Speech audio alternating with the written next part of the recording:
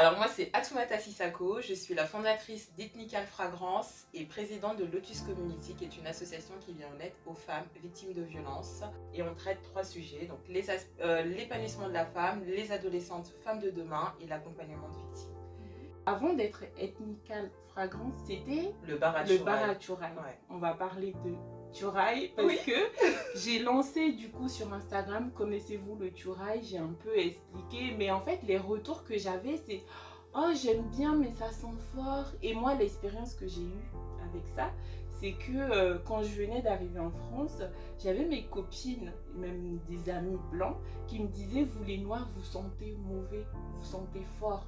Et en fait, au début, je comprenais pas. Je me suis dit, mais pourquoi? Et plus tard, j'ai compris qu'ils m'ont dit, oui, mais votre parfum là, qui sent fort. Et ce qui est bien avec toi, c'est que tu m'as réconcilié avec le Chouraï. Puisque... Non, mais c'est vrai, c'est vrai. Parce que tu as retravaillé. Du coup, c'est plus doux. Je trouve que ce que tu proposes, c'est vraiment plus doux.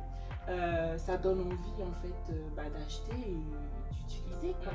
C'est vrai que, en tout cas nous les afrodescendants, on a un peu plus de mal à l'utiliser. Parce qu'on a eu ces remarques désobligeantes de personnes qui ne connaissent pas finalement le Chouraï, de oui ça sent fort, ça sent le bois fumé, vous les Africains vous avez une odeur un peu particulière. Et je les comprends, parce que c'est pas des odeurs habituelles.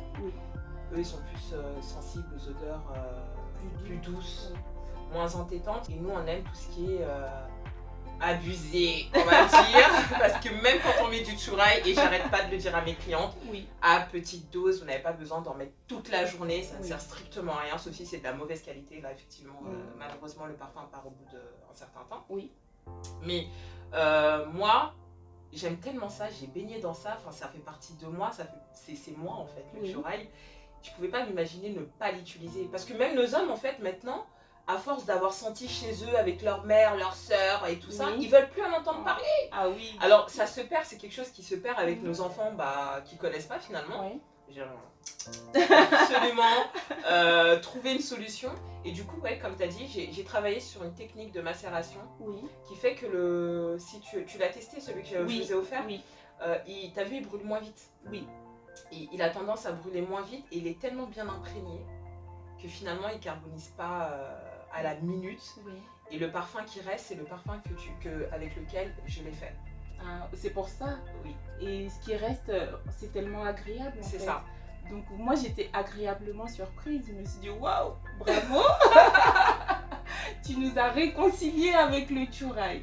C'est ça. Le but c'était ça, c'est qu'on puisse utiliser encore le Chouraï, mais avec des parfums un peu plus originaux déjà et un peu plus occidental. Plus frais, moins entêtant. Et après on a toujours le classique, mais même celui-là je l'ai retravaillé de façon à ce qu'il ne soit pas incommodant pour les autres. Parce qu'on aime quelque chose, mais on vit avec d'autres personnes, on vit au milieu des gens, donc il ne faut pas trop déranger, on va dire. Donc oui, effectivement, avec Ethnical Fragrance, on peut utiliser le Chouraï en tout temps maintenant, à n'importe quel moment. Est-ce que tu as fait des études pour vraiment te diriger vers la parfumerie? Oui. D'accord. Alors moi à la base, je suis esthéticienne, cosméticienne, et j'ai une licence en cosmétique et je me suis spécialisée en parfumerie. D'accord. De base. Mais bon après, la vie fait qu'on change forcément, on change de parcours ou pas. En tout cas moi j'ai changé complètement de parcours parce que je suis dans les assurances. D'accord. Un truc qui n'a rien à voir. Mais quand on chasse, la nature revient toujours au galop. On a beau s'éloigner des choses, mais quand même quelque chose, on est passionné, on revient toujours à la source. Et le parfum, ça a toujours été ma vocation et je suis même pas fatiguée de le faire en fait. Je suis fatiguée d'aller au bureau, j'ai la flemme d'aller au bureau, mais alors non, en fait, je peux passer toute la nuit, toute la journée à composer, à essayer des nouvelles fragrances, mais ça, ouf. Et je voulais te féliciter parce qu'il y a un mois, tu as lancé ton site. Exactement. Ah, j'adore. Ça a été fait dans la précipitation, mais un peu calculé quand même. À la base, le site, il devait sortir au mois de septembre. Le site et la boutique, c'était prévu pour septembre, mais il y avait le confinement, je m'ennuyais un petit peu. J'ai une équipe, la team de 10. Si vous voyez la vidéo, je vous fais un gros bisou. En fait, si tu veux, il y a Eva Barra dedans. C'est 10 personnes qui ont 10 entreprises totalement différentes l'une de l'autre. mais une vision, une ambition, et on est tous altruistes, et vraiment on est là vraiment pour monter l'autre en compétences et l'aider.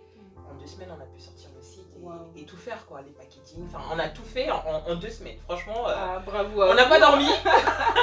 On n'a pas dormi, mais on a sorti le bébé, quoi. On était bien. Et pour le coup, je dis, c'est notre site à nous. Oui. C'est un beau bébé. C'était notre bébé, c'est notre accouchement, et on l'a tous vécu ensemble jusqu'à la dernière minute, parce qu'on l'a sorti le 2 juin en référence à Mariam qui porte le parfum, son nom. D'accord. C'était son anniversaire le 2 juin, donc je voulais lui rendre hommage, donc on l'a sorti le 2 juin. Et le premier, on était là à 23h, on était en train de régler les derniers détails, 23h, 1h du mat, oui c'est bon, elle m'a dit ouais c'est bon, ouais non là je pense que c'est bon. Et non, c'était trop bien. C'était une bonne aventure, franchement, à refaire, je la referai. D'accord. Tu as le site, tu as le magasin. Oui, alors, attention, c'est pas un magasin. C'est un espace que je privatise, enfin, c'est mon espace. Oui.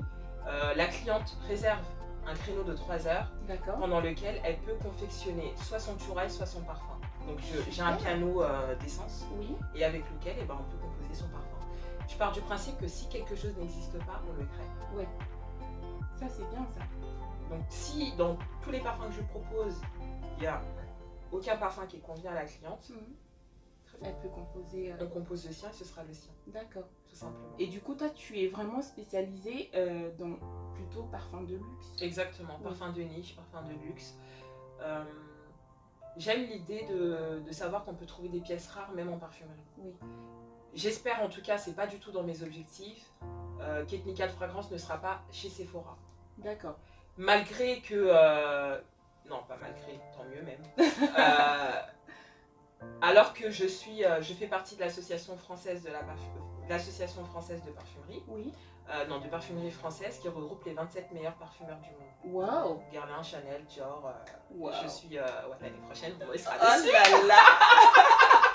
Bravo. Exactement. Bien que je sois associée à ces grands noms. Oui. Bah en fait, même eux ont des parfums bien spécifiques à une clientèle bien spécifique. Oui. Et pourquoi nous aussi on ne serait pas des clientes privilégiées? Oui. Moi le luxe il commence là, à partir du moment que la cliente entre chez toi et elle a un accueil, un conseil, une demande particulière qui est acceptée, bah là on passe dans du luxe. On passe pas dans du Sephora. On sent, bon ça me plaît, j'achète. Oui. Non, vraiment on conseille, en fonction de la personnalité. Le parfum c'est comme un vêtement. Oui, c'est vrai. Donc il y a des conseillères en image. Oui. Pourquoi il n'y a pas de conseillère olfactif? Tu as raison. Bien sûr. C'est chouette. Bah ouais, c'est... Oui. Donc ouais, non, c'est du luxe. Et le luxe c'est pas forcément dans le prix. Il y a des produits de luxe mais qui sont pas forcément de bonne qualité. Toi tu essaies les vêtements, et tu peux voir hein, de toi-même, il y a des choses qu'on achète cher et finalement c'est vrai. Exactement, il y a des choses qu'on achète pas très cher, mais la qualité est là. Donc moi j'estime que le luxe il n'est pas forcément dans le prix, c'est pas en achetant une bouteille à 600 € qu'en fait on est beaucoup plus valorisé qu'une bouteille à 60 €. C'est vrai, tu as tout à fait raison. Si j'ai remarqué que tu proposais des ateliers. Est-ce que c'est des ateliers? Ouais, c'est des ateliers. Des ateliers sensuels. Ah, ok, attends. Oui, on veut tout savoir, on veut tout savoir. Alors, j'aime l'idée que Ethnical Fragrance soit une sororité de femmes dynamiques qui ont confiance en elles et qui s'assument pleinement. Le parfum, ça fait partie de nous, en fait. Pour moi, c'est son vêtement. Et en Afrique, le turan, on l'utilise à des fins de séduction. Oui. Donc, pour ce registre-là, effectivement, je fais des événements. J'anime aussi des webinaires dans la sexualité, la sensualité. Donc, c'est vraiment l'épanouissement intime. Oui. Une femme épanouie de façon intime, c'est la société qui va bien. On peut prendre l'exemple sur nous-mêmes. Quand on a passé une bonne nuit, le lendemain, dans quel état d'esprit on est joyeux. Voilà, le sourire. Et même si notre chéri nous fait quelque chose de pas très net, on va lui dire ouais, bon c'est pas grave, j'ai bien dormi. Alors que si on a passé une mauvaise nuit, c'est vrai. Ok, on est d'accord. Donc on l'exprime pas forcément, mais notre corps, en tout cas le fait pour nous, on n'a pas besoin de le verbaliser. Mais notre humeur, notre attitude et notre comportement parlent pour nous. Donc moi, l'idée, c'est vraiment qu'on soit épanoui sur tous les angles. D'accord. Donc, avec l'association, on a tout ce qui est l'épanouissement d'ordre général, Oui. mais avec Ethnical Fragrance, on passe dans l'intime. D'accord. Alors, en parlant de l'association, moi je vous suis et j'aime beaucoup ce que vous faites. Est-ce que tu peux nous parler un peu plus Oui, bien sûr. en détail de ton association? Alors, Lotus Community, on l'a fondée en janvier 2019. À la base, je voulais juste faire une petite association de quartier. D'accord. En fait, je viens de m'apercevoir que à chaque fois que je fais quelque chose, pour moi, c'est juste. Parce que oui. Le truc aux Champs-Élysées, pour moi, c'était juste. C'est quand j'ai reçu plein de... Je me suis dit, mais qu'est-ce qui se passe? Et là, je venais de réaliser, je dis, ah ouais, mais en fait, c'est vrai. Ouais, mais c'est bon ça. Lotus Community, c'est pareil, à la base, je voulais juste faire une petite association de quartier pour répondre aux problématiques liées aux violences conjugales. Moi-même, je suis survivante. D'accord. Je ne dis pas ancienne victime de violence parce que je ne sais pas ce que demain est fait, même si je suis préparée. Oui. Je peux de nouveau être confrontée à ça, hein, les pervers narcissiques, les manipulateurs, il y en a encore. Je suis en tout cas une survivante de violence conjugale à très haute dose. D'accord. Et dans mon parcours de reconstruction, on m'a recommandé d'ouvrir une association, en tout cas un lieu où les femmes puissent parler de cette problématique. Et j'ai lancé un appel sur Facebook, hein, la Maniologie, sur le groupe de la Maniologie, je ne sais pas si tu connais. Et waouh, j'ai plein de réponses et tout. Pendant 2 jours, j'ai pas dormi. Je dis waouh. Ah oui. Et en fait, moi, à la base, je voulais juste. Je voulais une infirmière, je voulais une psychologue, je voulais plein de trucs. Oui. Et finalement, ça a pris une grosse ampleur. Oui. Mais en fait, je l'ai fait aussi inconsciemment parce que quand tu veux faire un truc de quartier, normalement, tu es toute seule ou vous êtes 2. Mais là, j'ai lancé un appel niveau régional avec plein de corps de métier et tout. Et là, je me dis, ah ouais, en fait, mon cerveau, il est programmé à quand on me dit un truc, je vais voir ailleurs. Tu vois, j'aime trop voir grand. Et ouais, et ça a pris de l'ampleur. Et du coup, j'ai composé une équipe de. Maintenant, on est 10. Il y a une avocate. Il y a une avocate, Mariam Touré, qui est avec nous. Oui. Il y a une coach, Eva Barra. Il y a une psychologue, Assa Djilou, qui travaille avec nous aussi. Oui. Il y a la Maniologie, de façon individuelle, Fatou Mané, Aphrodite Mankit. Il y a plein de filles qui bossent avec moi sur le sujet. Donc, on a un pôle parentalité. D'accord. On a un pôle ado. On a un pôle bien-être. Parce qu'on a plein de prestataires de services. Donc, esthéticiennes, coiffeuses, maquilleuses, masseuses. On a plein de prestataires qui sont engagés avec nous de façon bénévole. Oui. Même une conseillère en image, c'est trop bien. On a quoi encore? Après, on a les accompagnements de victimes. Oui. Et l'idée, c'est vraiment de sensibiliser, de prévenir les violences conjugales. Parce que venir après coup, pour moi, c'est pas intéressant. On guérit cette blessure, parce qu'elle est là. Oui. Mais anticiper et justement aider ces femmes à prendre conscience que là, en fait, il faut partir ou pas partir. Attention, je suis pas en couple, mais il faut que je fasse attention à certaines choses avant de m'installer. C'est important. Ça évite en fait justement les drames. Oui, d'arriver exactement. C'est ça. Après, l'accompagnement, c'est important aussi dans le sens où une femme qui est morte sous le coup de son conjoint, ça y est, elle est morte. Oui. C'est fini. Après, c'est la reconstruction des enfants et de la famille alentour. Mais une femme qui sort d'une violence conjugale et qui n'a pas d'accompagnement ou de personne avec qui elle peut se reconstruire ou autre, ou même des amis avec qui elle peut poser des mots, c'est très compliqué. Oui. Parce que n'importe quel homme avec qui elle sera, tant qu'elle n'a pas guéri cette blessure, elle aura des comportements inappropriés, mais c'est normal en fait, c'est dû au traumatisme. D'accord. Et c'est sur ça aussi qu'on met vraiment l'accent, donc c'est pour ça que l'épanouissement de la femme est très important. D'accord. Est-ce que ton association a été bien accueillie dans la communauté noire? Parce que je sais que tout est tabou chez nous, donc est-ce que ça a été bien accueilli? Est-ce que les femmes ont une facilité de venir s'ouvrir, parler de ce qu'elles ont vécu, subi, Oui, alors par rapport aux femmes, ça a été bien accueilli. D'accord. Au début, ça a été un peu compliqué, mais quand ils ont compris la démarche et la confidentialité surtout, ça va. Elles arrivent à s'ouvrir, à venir en MP où elles m'appellent, on discute, et on échange beaucoup, elles me donnent des témoignages et on essaie de travailler avec elles, ça va. Au niveau des hommes, ma plus grande crainte, c'était qu'ils pensent qu'on était là pour briser des ménages. D'accord. Alors que ça n'est pas le cas. Malheureusement, on a beaucoup d'hommes qui nous félicitent de ce qu'on fait et tout, mais c'est des hommes bienveillants, qui ont leur part de féminité ou qui ont cette sensibilité à la femme, qu'il ne faut pas leur faire du mal. et on n'arrive pas encore à toucher, à faire prendre conscience aux hommes justement qui sont auteurs de violences, à se réveiller en fait. Et moi j'aurais aimé échanger avec eux pour comprendre en fait pourquoi ils fonctionnent comme ça. Et c'est pour ça que j'ai dû reprendre mes études à la fac, parce que aider c'est bien, hein, mais avoir un bagage c'est mieux. C'est vrai, on pourra mieux aider. Exactement. Donc j'ai repris mes cours à la fac, je viens de finir là, mon master en sciences humaines. Et là maintenant je comprends beaucoup plus la psychologie des hommes violents. Donc j'ai plus la même approche quand une femme m'appelle, elle me dit voilà je suis victime de violence. J'ai plus du tout la même approche, j'ai un autre regard. Et des fois on me dit oui finalement t'avais raison et ça se passe beaucoup mieux. Parce que c'était juste en fait des réglages à faire, tu vois. Et est-ce que toi aujourd'hui, par rapport à ton vécu sur ce sujet, est-ce que tu as pu te réparer, enfin je vais dire oui. Oui, moi ça va. D'accord. Je vais dire, c'était il y a longtemps, mais après j'avais encore des comportements liés à ce traumatisme. Mais quand on a ces comportements et que on n'a pas conscience de ça, sauf quand une personne nous le dit.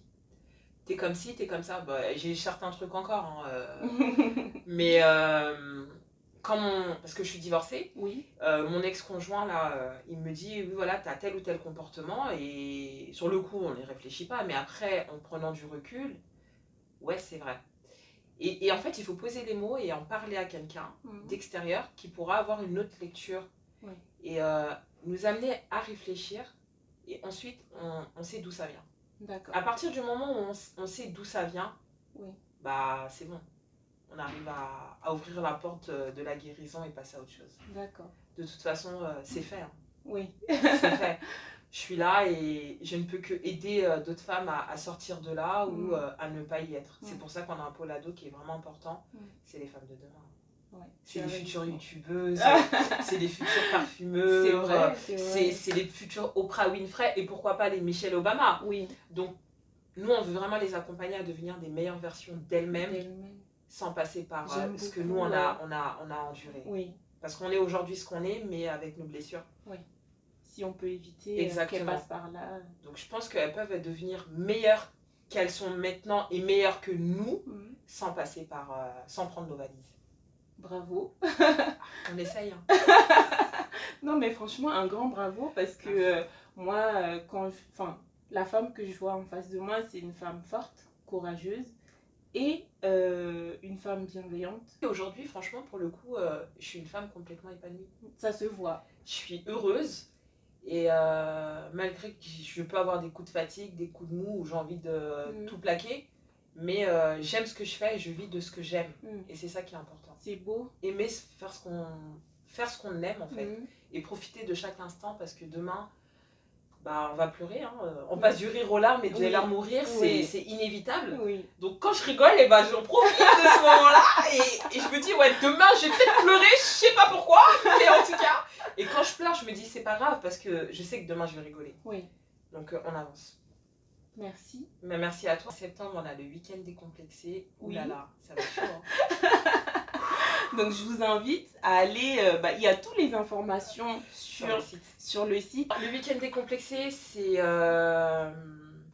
Comment t'expliquer? En fait, c'est inédit en France, enfin en tout cas en région parisienne, pour notre communauté, de parler de sexualité de façon complètement décomplexée et réunir autant de professionnels sur le sujet sur un week-end quoi. 4 étoiles, traiteur qui nous suit pendant 2 jours, sexologue, thérapeute, il y aura même du tantra. Tu sais ce que c'est le tantra? Non. Alors, est-ce que vous savez ce que c'est le tantra? Les youtubeuses là, celles qui ne savent pas ce que c'est le tantra, je vous invite à taper sur Google tantra. Et après, vous me faites un message privé. D'accord. C'est quelque chose, hein? Oh, en tout cas, les femmes qui sont célibataires, trouvez votre homme parce qu'on va réveiller des choses. Et en fait, l'idée, on a envie d'y être en fait. L'idée, c'est vraiment qu'on puisse... on en parle hein, dans les groupes, t'as vu dans les groupes fermés de femmes, on parle beaucoup de sujets de sexualité, de vie de couple, tout ça, mais on ne parle jamais en profondeur. Et là, l'idée, c'est que vraiment, il y aura même une gynécologue en fait. Une gynécologue, enfin, je prends vraiment des professionnels de la femme. D'accord. De la femme en entièreté. Et du coup, elles sont là à notre disposition. et elles pourront répondre à toutes nos interrogations. Oh, j'ai hâte d'y être. Il faut juste que quand on sort de là, on se dit ah ouais, non seulement j'ai fait mon plein de parfums, d'accessoires érotiques, de jeux, de porte-jartelles, de fouets, de menottes. Eva va nous parler du cycle de l'homme. Est-ce que tu savais que les hommes aussi avaient un cycle? Non, je ne savais pas. C'est elle qui nous a dit ça. Eva, elle nous a appris que les hommes avaient un cycle. Donc quand on va connaître le cycle des hommes et leur façon de fonctionner aussi, mais d'accord, ils sont foutus. Alors, est-ce que tu peux nous rappeler la date? C'est du 26 au 27 septembre. Les réservations se font sur mon site internet www.ethnicalfragrance.com et vous avez la possibilité de le payer en 3 fois jusqu'au 20 juillet. Bien, ça. Oui, et on prend les chèques vacances également. Ah, c'est chouette. En tout cas, on a hâte d'y être. Merci à toi, Abiba, de m'avoir invitée. Ça a été un vrai plaisir. Moi aussi, c'est un plaisir partagé. Je vous dis à très bientôt pour une nouvelle vidéo et je vous mettrai en barre d'infos du coup son compte Instagram et le site également. À très bientôt. À bientôt.